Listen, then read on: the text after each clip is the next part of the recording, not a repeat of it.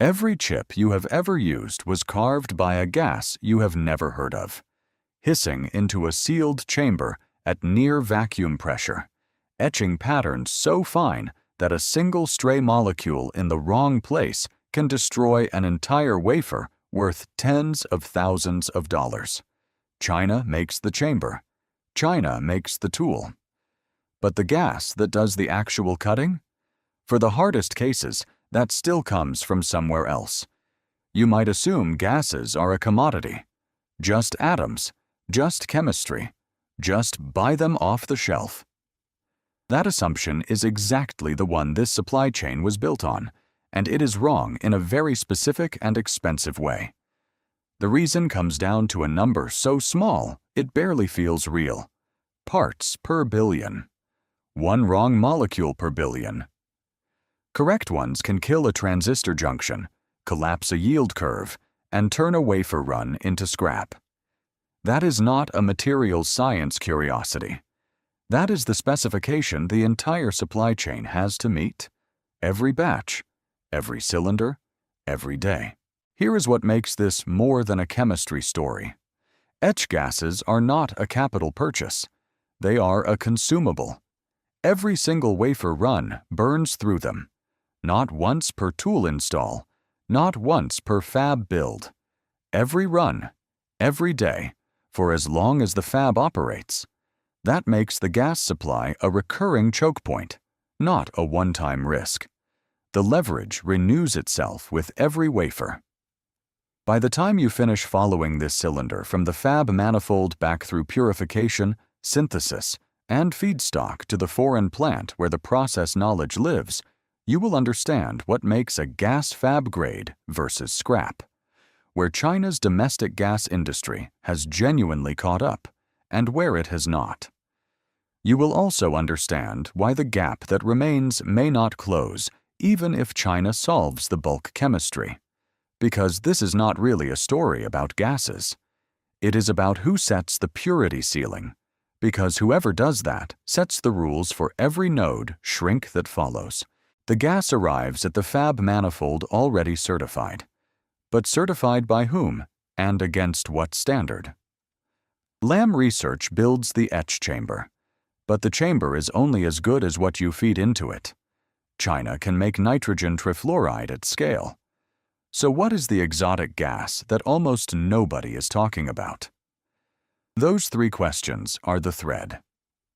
Follow them. China has built a substantial domestic specialty gas industry over the past several years.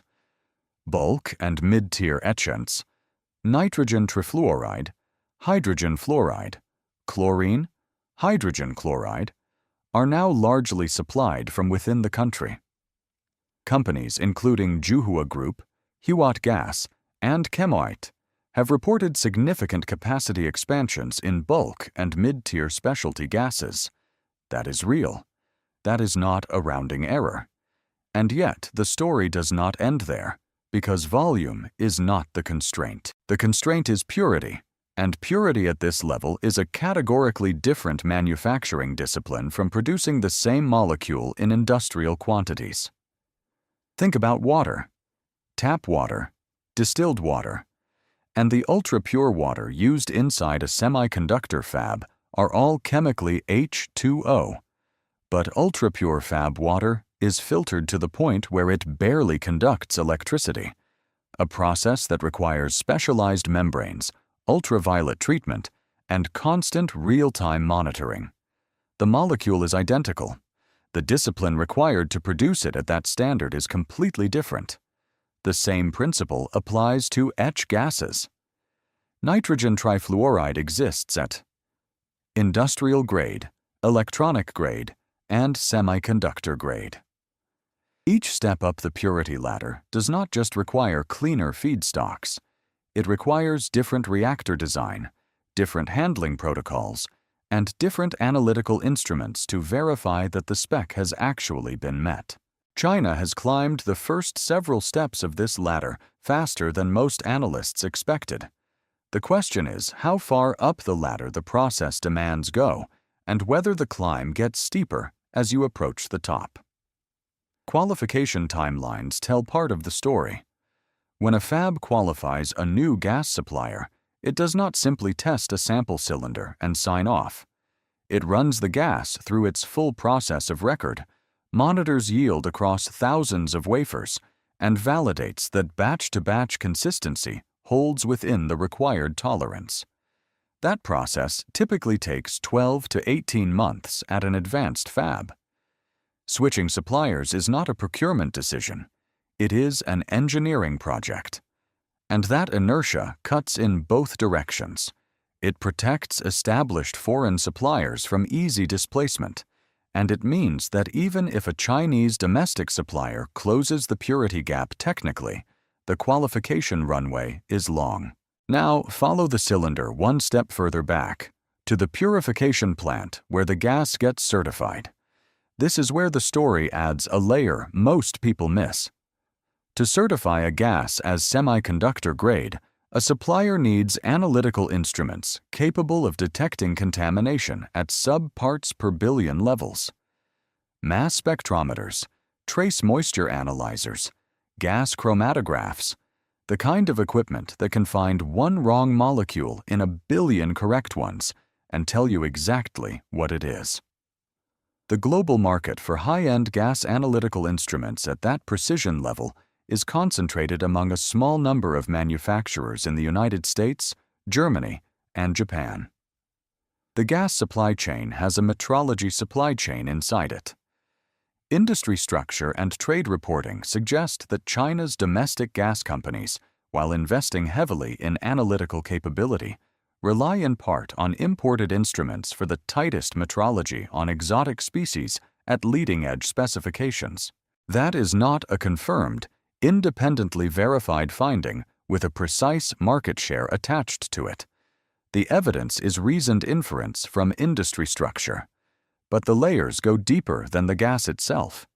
You cannot certify purity you cannot measure. The analogy is direct. Trying to certify the purity of a diamond without a spectrometer. You can cut it, but you cannot prove it. China is working on building the spectrometers.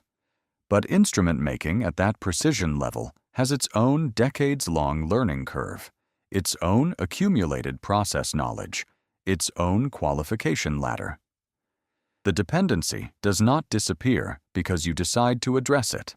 It retreats one level and waits. This is where the certification question gets its answer. The gas arrives at the fab manifold certified against a specification. That specification was verified using analytical instruments whose highest precision versions are still predominantly made abroad. The certification is only as trustworthy as the metrology behind it. For bulk and mid-tier etchants, that chain is increasingly domestic. For the exotic ultra-high purity species at the leading edge, the chain still has foreign links. The tool-gas relationship adds another dimension. Lam Research is the world's leading supplier of etch equipment. That market position is independently documented and not seriously contested. What is less discussed is that Lam's etch process recipes specify not just which gas to use, but what contaminant sealing is acceptable within that gas as a process parameter. The recipe and the gas are co-optimized. If the gas arriving at the manifold carries even a few extra parts per billion of moisture or oxygen above the spec, the etch rate shifts, the selectivity between materials changes, and the pattern dimensions drift. At advanced nodes, where the tolerance for dimensional variation is already at the physical edge of what the process can hold, that drift can be enough to push a device out of specification. Process recipes at Lam's leading-edge customers, the fabs running at the most advanced nodes globally, were qualified against specific gas suppliers' products. That qualification is the process of record. A Chinese fab operating a Lam tool and substituting a domestic gas needs to re-qualify the entire process. And Lam's customers outside China are not going to accept a process change driven by a gas substitution on the other side of the world. The global process of record is set by the leading-edge fabs. China's domestic fabs are not writing that standard yet, which is why the gas spec is not a procurement decision. It is an engineering constraint that runs through the tool, the recipe, and the wafer simultaneously.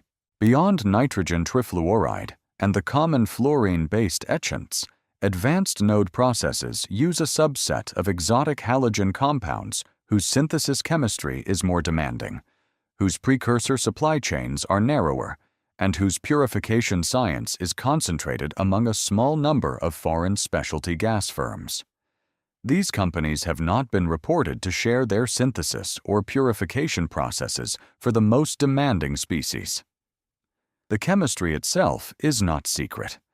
The molecules are known to anyone who studied graduate-level inorganic chemistry. What is not shared is the process knowledge, the reactor geometry, the handling protocols, the analytical methods, and the years of accumulated yield data from thousands of production batches that tell you exactly how the process behaves at the edge of its operating window. You cannot reverse engineer yield data. You build it, batch by batch, across years of production. That is what separates a synthesis route in a chemistry paper from a certified fab-grade gas in a cylinder. China can produce the bulk etchants at volume domestically. The exotic ultra-high purity species required at the most advanced nodes are a distinct and smaller category, and in that category, no confirmed, independently verified report in the public record shows a Chinese domestic supplier qualifying and shipping at volume against leading-edge specifications. That is not a claim that China cannot eventually reach that point. It is a precise statement of where the public record currently sits. The common etch gases are the concrete of the semiconductor supply chain: heavy, bulk, producible at volume almost anywhere with the right equipment. The exotic ultra-high purity species are the carbon fiber, same periodic table, completely different manufacturing discipline, made in a handful of places in the world. China has industrialized the concrete. The carbon fiber is a different problem. Here is where the floor and ceiling framing becomes structural rather than metaphorical. Every node shrink tightens the purity specification. What was semiconductor grade at one generation of process technology is not the same standard required at the generation below it. The ceiling is not a fixed target. It is a moving one, set by the roadmap. And the roadmap is controlled by the fabs running at the leading edge: TSMC, Samsung, Intel. China's domestic fabs are qualifying domestic gases against today's specifications. The leading-edge fabs are already writing the specifications for the next node. That is the asymmetry. The floor rises with investment and time. The ceiling rises with the roadmap, and China is not the one adding floors to the building. Imagine you're climbing a building and the top floor keeps being constructed above you. You're making real progress. You have covered a lot of floors, faster than anyone thought you would. But the building keeps getting taller, and you are not the one deciding where the next floor goes. Convergence requires either the building to stop growing or the climb to accelerate beyond its current pace. The building has not stopped for anyone. And the metrology gap underneath means China cannot always confirm with certainty when it has met the current spec, let alone when it has exceeded it. Could rising domestic capacity eventually converge with the purity ceiling given enough time and investment? Possibly. But the roadmap has not historically paused long enough for any single supplier to catch up from behind. And the metrology dependency means the gap has structure. It is not simply a funding problem that capital can dissolve. Whether it closes depends on whether the roadmap slows, whether domestic metrology instruments reach sub-parts per billion precision at scale, and whether process knowledge can be built fast enough against a moving target. None of those conditions is guaranteed. Export controls on specialty gases are genuinely harder to enforce than controls on capital equipment. Gases cross borders as industrial chemicals. The control perimeter is structurally more complex to maintain than for a multi-million-dollar lithography tool with a known serial number and installation address. That is a real asymmetry in the enforcement picture, and it is worth naming plainly. It does not change the knowledge barrier on ultra-high purity synthesis. Gases can cross a border. Process knowledge mostly does not. Here is my honest read. The triumphalist version of this story says, China has cracked the specialty gas problem, that domestic capacity is surging, and the import dependency is essentially solved. The dismissive version says this is all commodity chemistry, and the real action is in equipment and lithography, so the gas story barely matters. Both readings miss the structure. China has won the bulk gas floor. That is real. It is measurable, and it happened faster than the skeptics expected. It has not won the purity ceiling. And the ceiling is where the next decade of semiconductor competition actually lives, because every advanced node process is defined by the specification it demands, not by the volume it consumes. My read is this. China is two different distances from two different finish lines simultaneously. On bulk and mid-tier etchants, the gap is narrowing, and the trajectory is clear. On the exotic ultra-high purity species at the leading edge, the gap has structure, the metrology dependency, the moving roadmap, the accumulated process knowledge that cannot be replicated by investment alone, and the outcome is genuinely not decided. This is a project in the middle of its first decade, running against a target that keeps moving. Calling it solved is wrong. Calling it hopeless is equally wrong. The honest position is that the two lines, the rising floor and the moving ceiling, have not met, and the distance between them is not closing on its own. Here is where I want your honest read. Does raising the floor on bulk gases eventually converge with the purity ceiling, given enough time, enough investment, and a roadmap that cannot accelerate forever? Or is the moving target a structural gap that momentum alone will not close? I want to know which side you are on and why. Tell me in the comments. Subscribe and you will find out.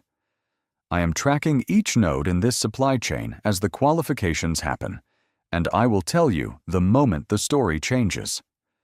One cylinder of etch gas, traced back to the plant where the process knowledge lives. The floor keeps rising. The ceiling keeps moving. For now, they have not met.